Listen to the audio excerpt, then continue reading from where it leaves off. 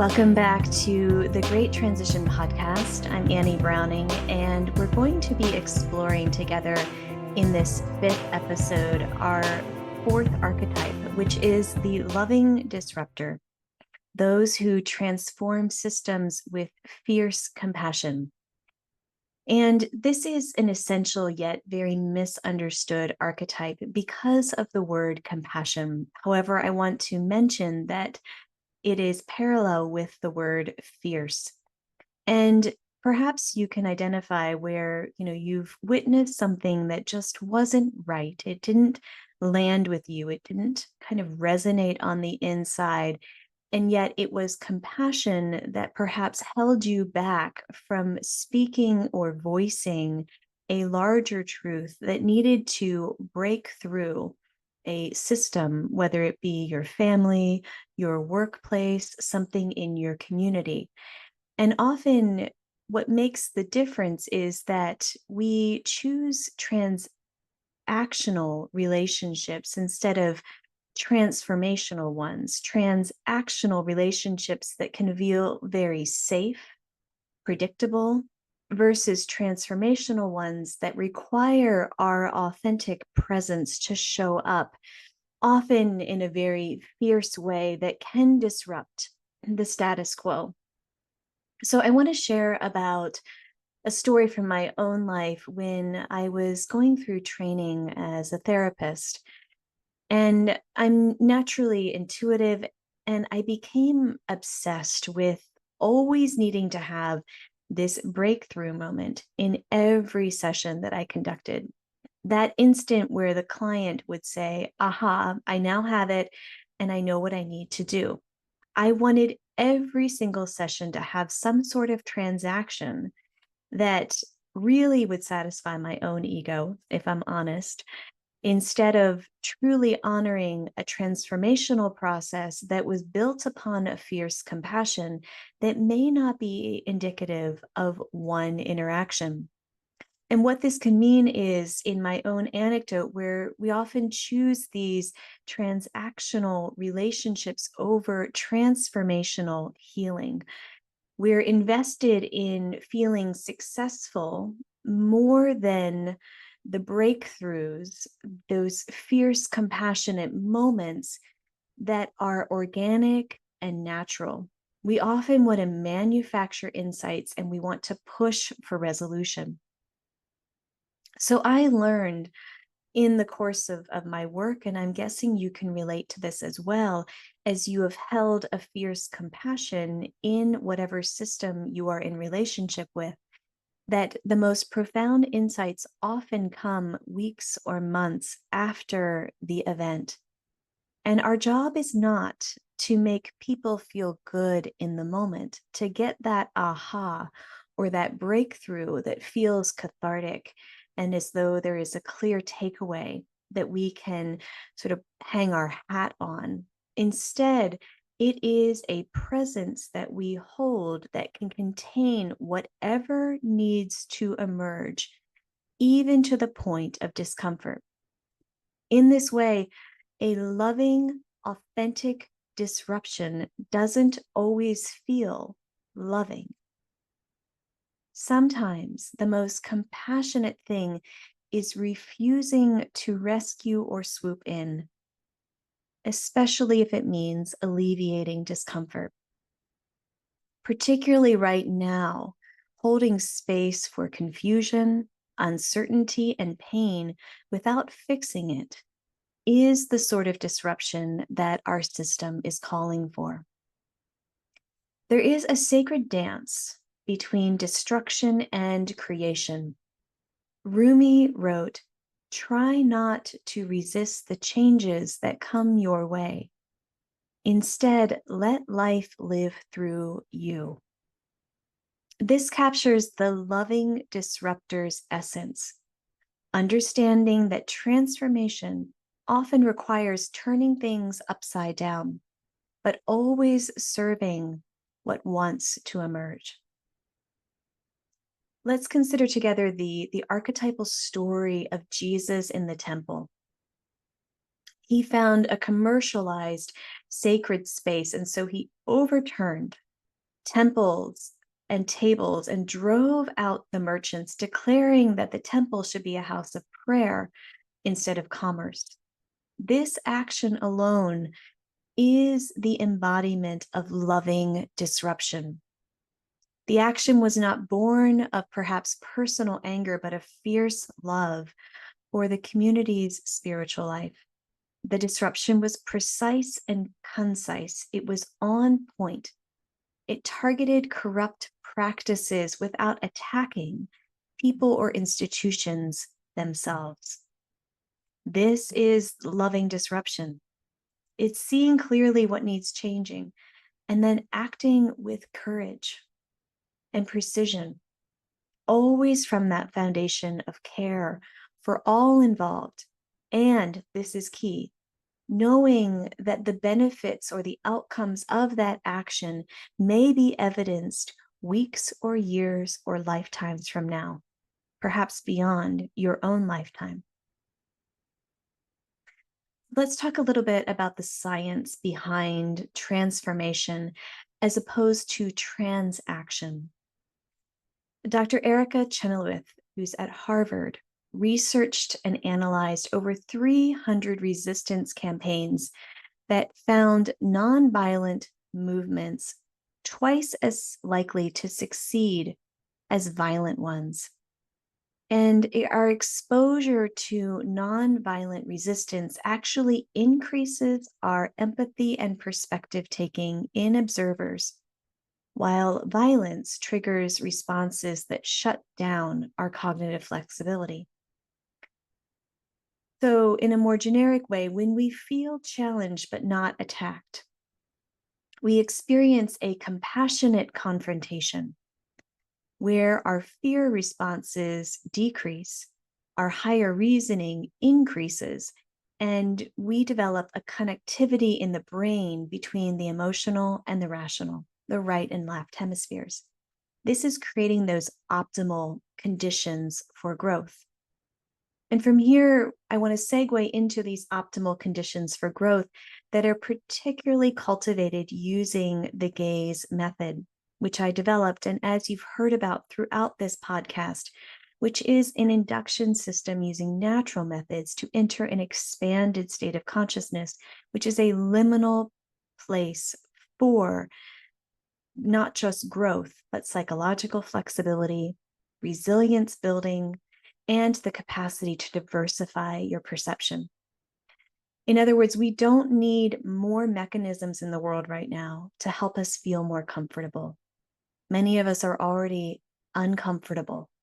And so papering over that discomfort only kicks the can down the road of allowing ourselves to connect with what is most uncomfortable in our lives fiercely and compassionately, to develop that loving disruptor on the inside. We need practices like the gaze method that lovingly disrupt habitual consciousness patterns. And it creates a very beneficial atrophy in the brain around overused neural pathways, those pathways that have simply run their course. And so when we operate from familiar pathways, we become numb to new possibilities.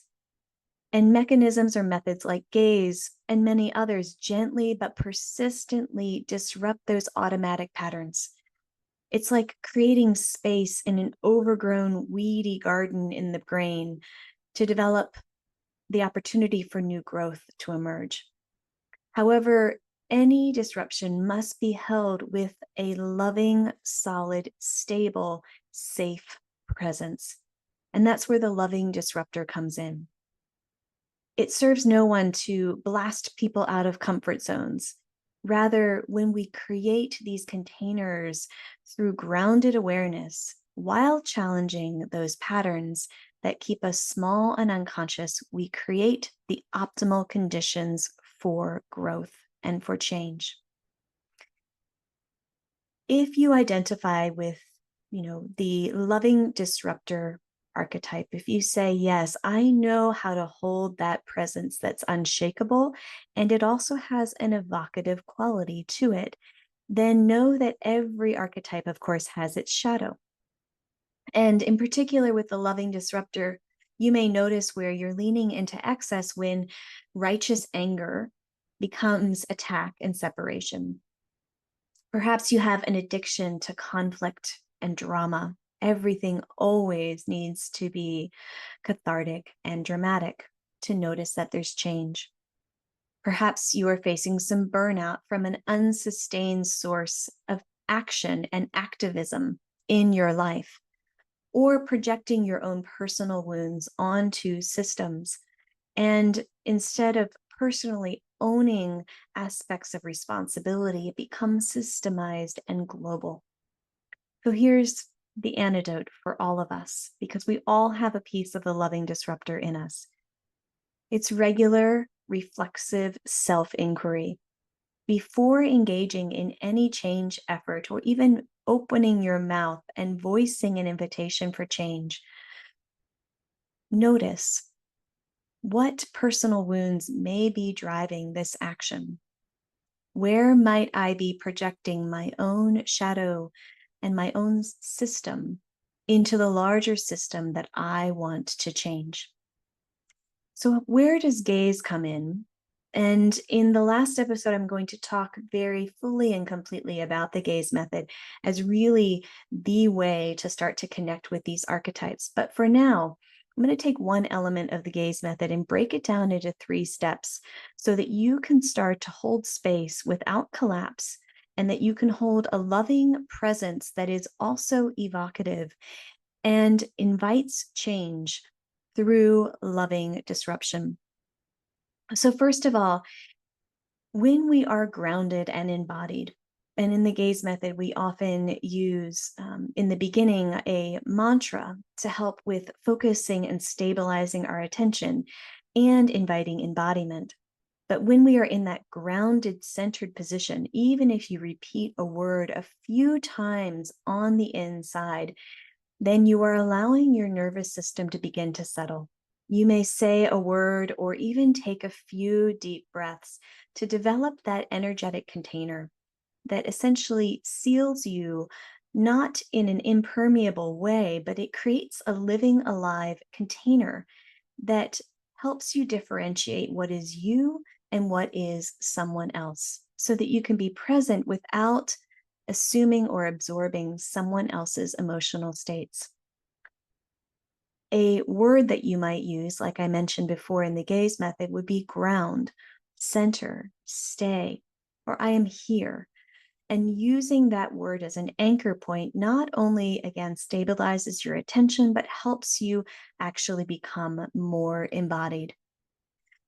The second step is to always align action with your larger purpose, your bigger why.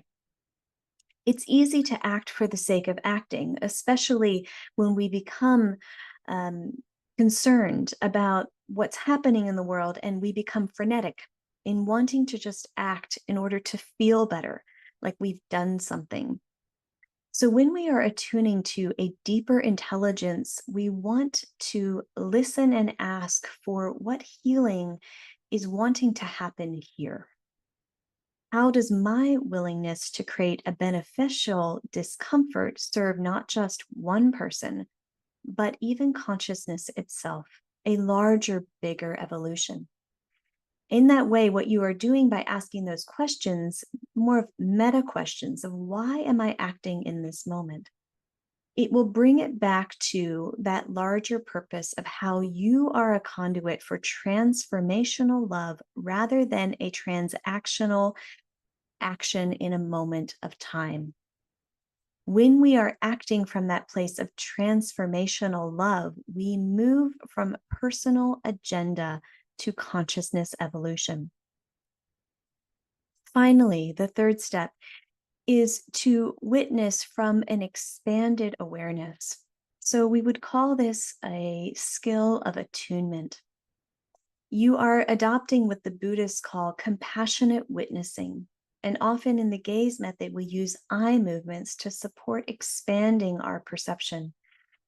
So concretely in this moment, even if you allow your gaze to become more diffuse, soft, expanded, open, and think of it as a soft, fuzzy gaze, then what you are doing is you are holding whatever arises, whether in your experience it might be anger or defensiveness or breakthrough, without being pulled and carried away into an emotional storm.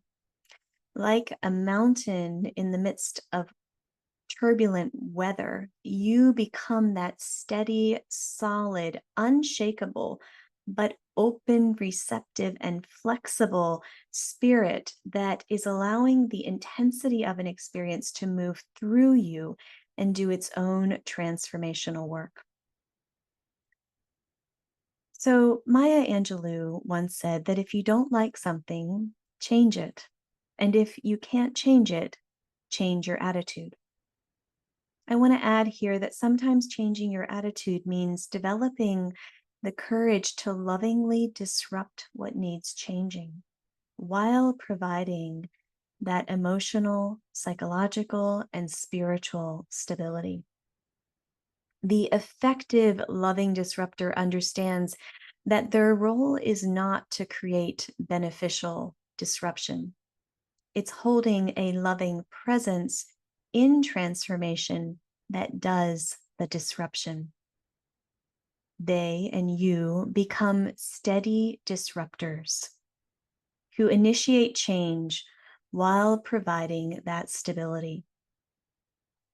We are in a season right now of climate change, lots of inequality, and technological disruption that's always been there, but perhaps we're just seeing it in a new way all at once. And it is about challenging harmful systems while maintaining a relational fabric that weaves us together, that makes change sustainable. We need people, we need you, who demonstrate that transformation does not have to be dramatic when it's held within love and stability. The loving disruptor reminds us that transformation often requires a beneficial discomfort, not to punish, but to awaken, not to tear down, but to clear space for emergence. Where is there a fierce compassion that is calling you? What systems, especially the ones that are closest to you, need your loving disruption?